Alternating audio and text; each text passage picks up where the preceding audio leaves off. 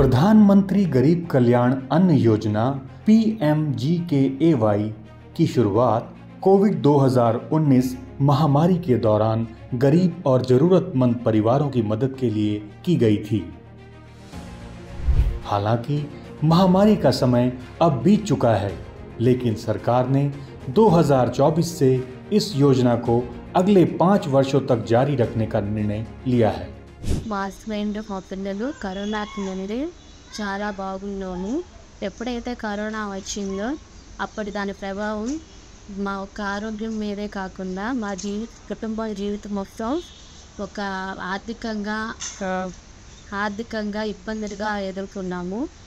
ఎప్పుడైతే మార్కెట్లో 35 రూపాయలు నుండి 40 రూపాయలు ఉండేవి, కరోనా తర్వాత అవి అమాంతంగా 60 నుండి 70కి పెరిగాయి.